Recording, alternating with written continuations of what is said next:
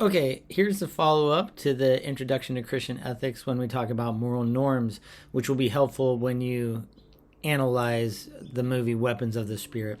So, what I'm doing is kind of gathering different conversations about moral norms. And moral norms are kind of the things that motivate or define a moral imperative.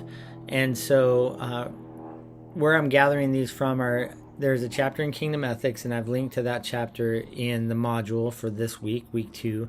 And there's also a brief discussion of it, I think, in chapter 11 of Richard Hayes's book, Moral Vision of the New Testament. But I'm bringing their principles together and kind of coalescing them into 6 types of moral norms.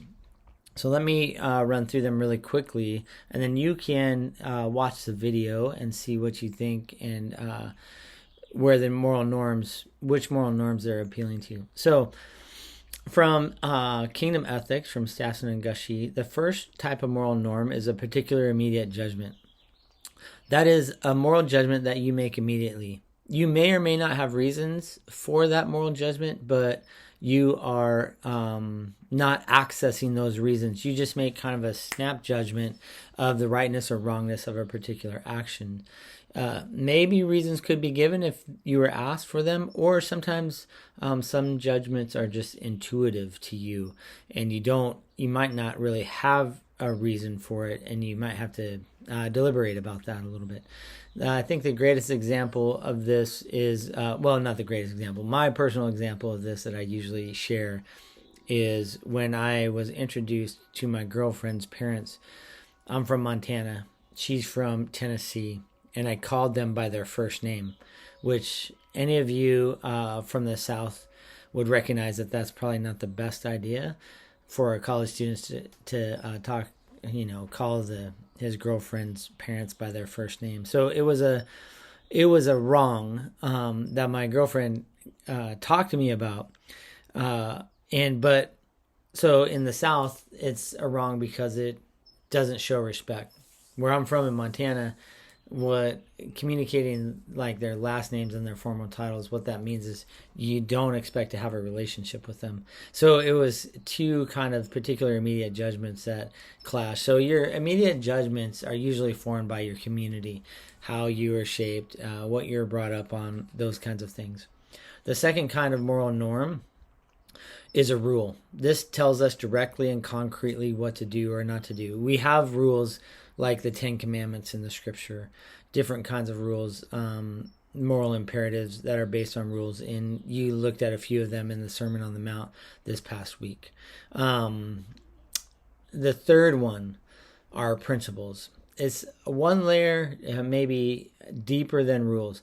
Sometimes they don't tell us directly what to do or what not to do in a particular situation, but they give us overarching principles on how to maybe organize rules, what a rule is based on, what a rule is anchored in. So, for example, in the 1980s when I grew up and was starting to drive, the speed limit was 55. And you would think, so that was the rule.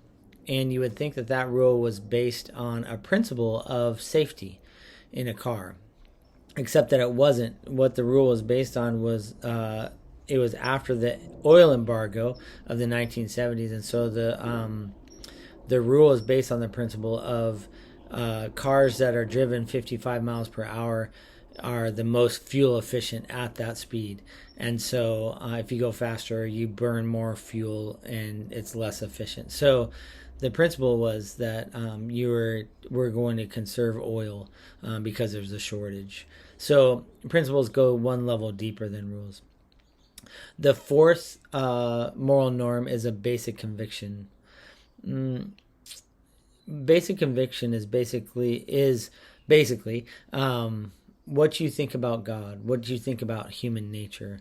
How do you interpret reality? How do you know these kinds of things? It's a big kind of the good, the true, and the beautiful questions that you answer, the worldview questions that you answer. And so sometimes if you read Matthew 6 and the do not worry passage, you will see all of these moral norms being utilized.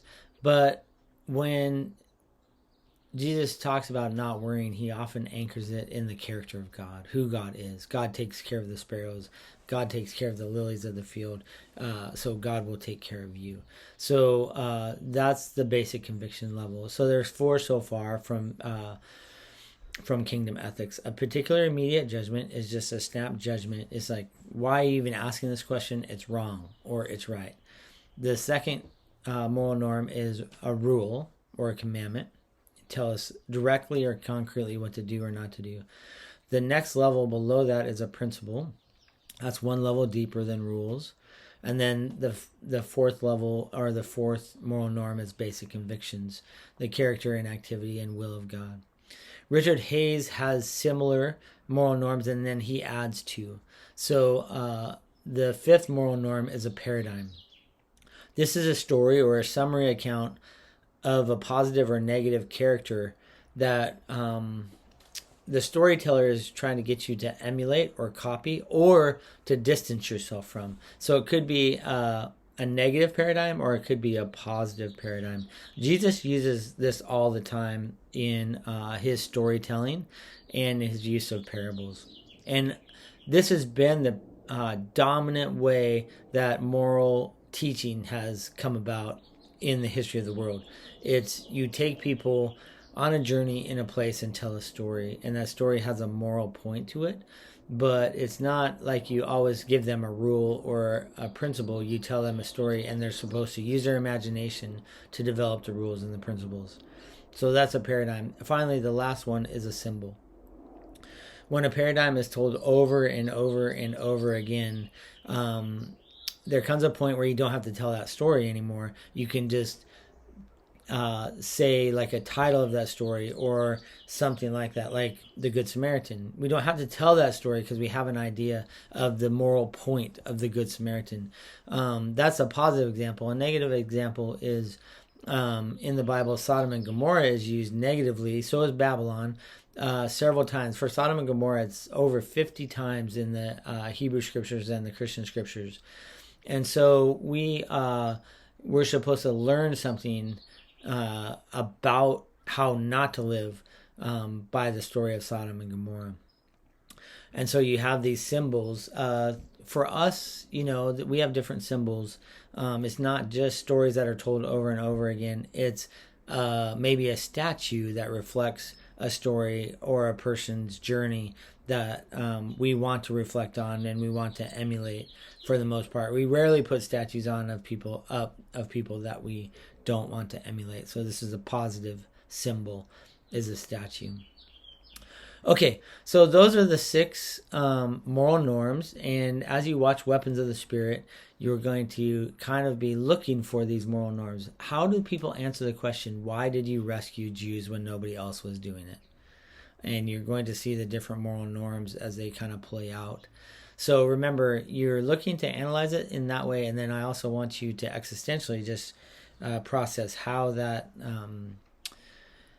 film hit you, how it struck you, what you were thinking about, kind of like a journal reflection. Okay, that's enough for this week just to get you started. We have Introduction to Christian Ethics, we have Moral Authority, we have Virtues of Interpretation, and then we have Moral Norms. These are some of the things that we're assuming in this class as we talk about and build towards an ethic of peacemaking. All right, have a great week.